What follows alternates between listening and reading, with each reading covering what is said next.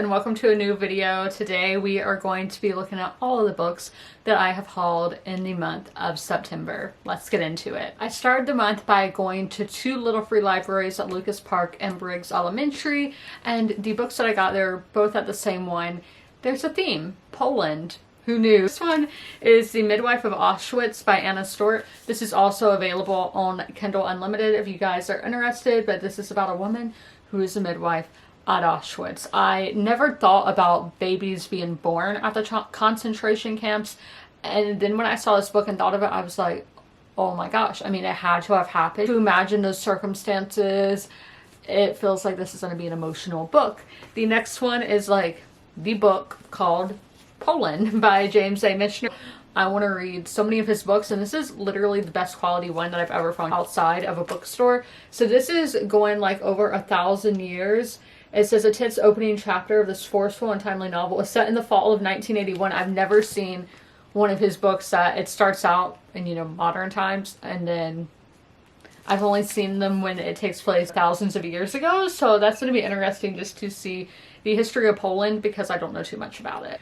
I did go on my monthly Barnes & Noble trip, and I was like, I'm only going to get one book, and then I remembered Calabasas happened. So the first book that I got, I was looking for the highest rated thrillers on my TBR according to Goodreads. This one was like fourth down the list, and that is Ordinary Grace by William Kent Kruger. This is an Edgar Award winner for Best Novel, and this is the 10th anniversary edition. This is set in Minnesota in 1961. The Twins were playing their debut season. Ice cold root beers were selling out at the soda counter of Houderson's drugstore, and hot stuff comic books were a mainstay on every barbershop magazine rack. It was a time of innocence and hope for a country with a new young president. But for 13-year-old Frank Drum, a preacher's son, it was a grim summer in which death visited frequently and assumed many forms: accident, nature, suicide, murder.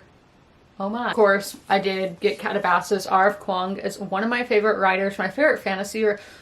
That's very hard to say, but yeah, we'll say she's my favorite fantasy writer. This one I think is like Dark Academia vibes. I honestly don't know what this book's about at all, but these are the sprayed edges that you get. I don't know if this is the Barnes & Noble edition and if it's different at every store, but this is the one I got at Barnes & Noble.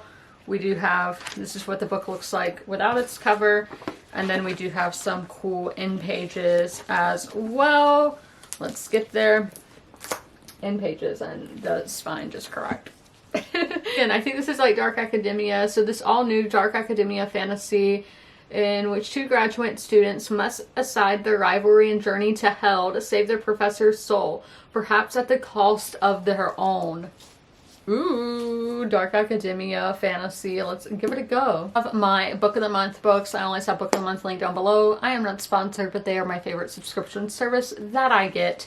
The first one is the one that is my pick of the month. I haven't had great luck with the picks they've been doing lately with the choices, but this is the one that sounds most intriguing to me. It's To the Moon and Back by Eliana Ramage. This one is about like the first Cherokee astronaut. Kind of reminds me of Atmosphere, which I did really enjoy, but now we have a Cherokee woman as an astronaut, which is super cool. This is one kind of interested me when it was first added on, and then I saw some reviews of it, and the reviews sounded straight up my alley. This is the Book of Lost Hours by Haley Galfaso. This one is a historical fantasy.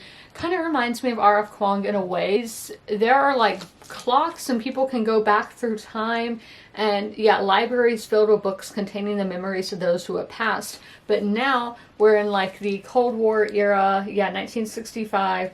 Well, one day an American spy goes missing, then it jumps ahead like 15 years, and we are seeing that some of history, the memories are being erased, and I think that is something that we see all the time of like, and recently it's taken things out of museums and kind of people trying to rewrite history, so I think this is kind of an allegory for that. The last one that I got at Book of the Month, I was cleaning out my Amazon wish list. This book was on there and I saw it and I was like, oh, I think they had that at Book of the Month. So I was able to get a Book of the Month, which was, cheaper than getting it on Amazon. So this is The Mars Room by Rachel Kushner, and I do think this is another thriller, but I don't know what it's about. It's a spectacularly compelling, heart-stopping novel about life going off the rails in contemporary America. But it says 2003, and a woman's 2 consecutive life sentences in prison. I visited Atlanta, Georgia at the start of the month, and I went to a museum there, the Atlanta History Center. Sorry if you heard the books falling over there. So I wanted to get a nonfiction and a fiction. So the nonfiction I got is Last Seen, The Enduring Search by Formerly Enslaved People to Find Their Lost Families by Judith Geisberg. And this is a autographed copy. Let me show y'all her signature right there. But this is a topic that one of my favorite books by Lisa Wingate is about, of just after the Civil War, people trying to find their families, because, you know, with slavery, families were all split up, sent all over the country, and now they have gained their freedom and have to go, you know, try to reunite their families, and that's what this book is going into. Next, the fiction book that I got is a horror book, and that is The Hollow Kind by Andy Davidson. And this is like a Southern Gothic horror. It's a jaw-dropping, terrifying novel about legacy and the nightmares hidden in family histories.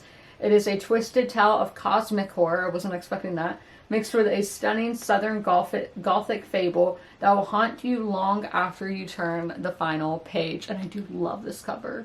I did go by Barnes & Noble to pick up some gifts because I wasn't able to find what I was looking for at other places, but I did pick up a nonfiction book while I was there as well, because I had not heard of this book and I thought it sounded so fascinating. This was the Buckhead location that I went to. But I got The Oak Papers by James Canton. This is basically a memoir of a tree, the biography of a tree.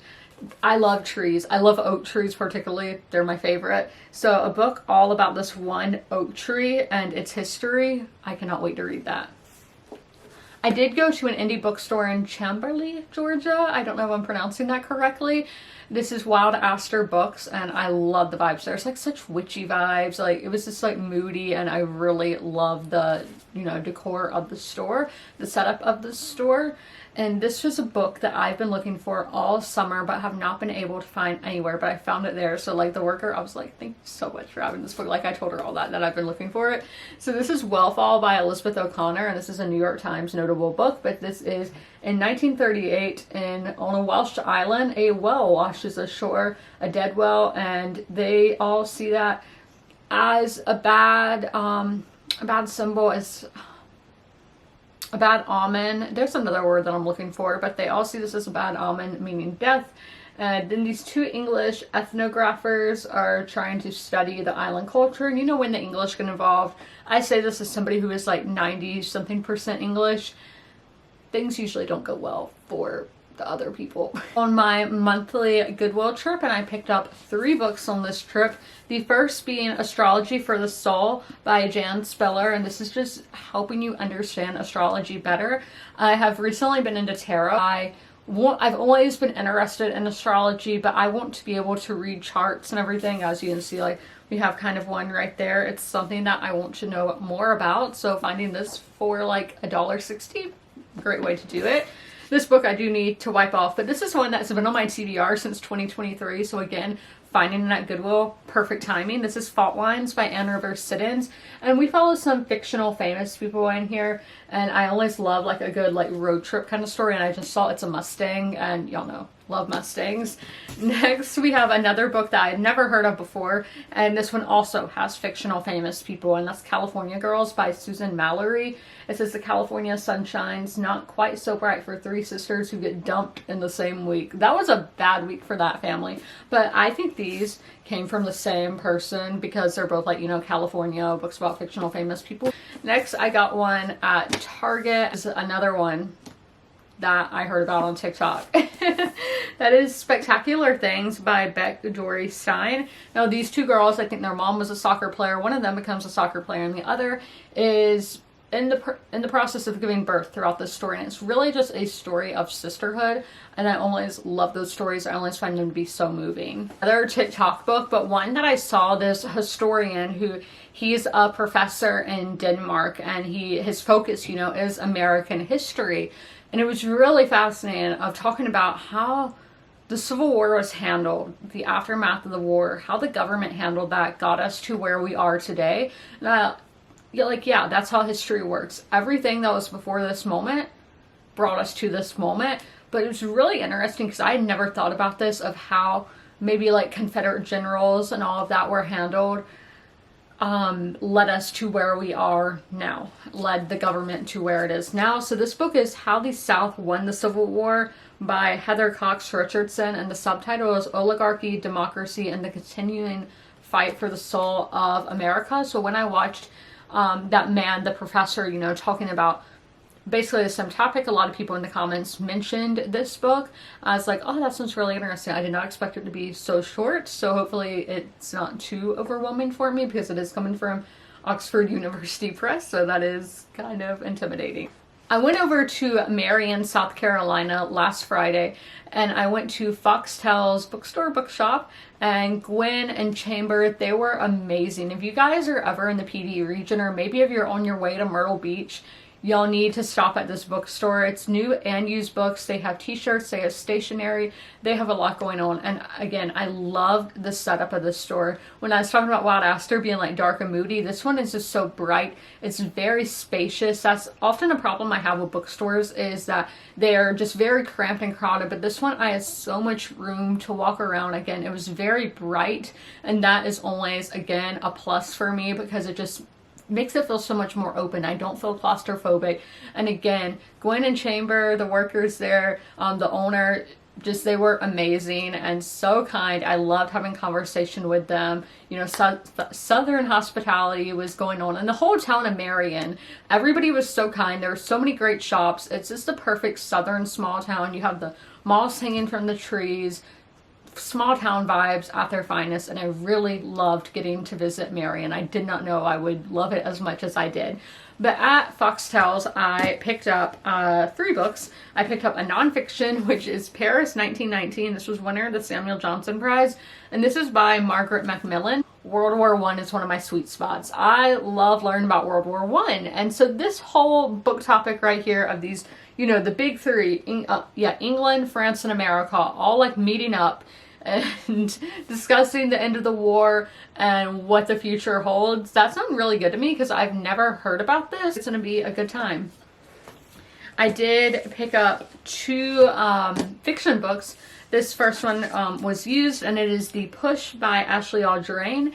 And this is one that I've heard about a while. I've been looking for, so I was so glad I found it for $1. Amazing. So The Push, this one is a psychological thriller. This woman becomes a mother, and it is not what she expected. It is like her worst nightmare. Like, all her worst fears have come true, and honestly, it terrifies me. Just the thought of what this book is about terrifies me, and that's what a thriller is supposed to do. But I think this one makes you think as well, and I love a good psychological thriller. That's my favorite kind of thriller. Lastly, at this store and in this haul, I got a YA. It said fantasy and romance, and that is All the Stars Align. Will Fate Choose Her Love, or Will Love Choose Her Fate by Gretchen Schreiber. Oh my gosh, this one, the stars aligning. We were talking about astrology earlier, into that. Oh, here's the bookmark, by the way. Love a good bookmark. But this one, it says, the magical love story that is Taylor Swift's Enchanted meets Cyrano, from the author of Ellie Haycock as Totally Normal.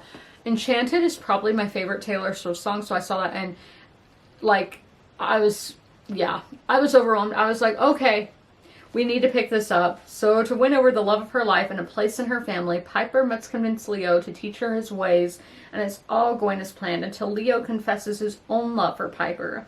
Now she must decide, will fate choose her love, or will love choose her fate? And I was like, oh my gosh, I didn't realize it was YA, but still, I think this is such a good premise, and I'm really excited. I hope you guys enjoyed this video. If you made it all the way through, leave a leaf emoji in the comments below, and as always, comment, rate, and subscribe, and don't forget to ring that notification bell to be notified when all my videos go live. I'll see you in my next one. Bye!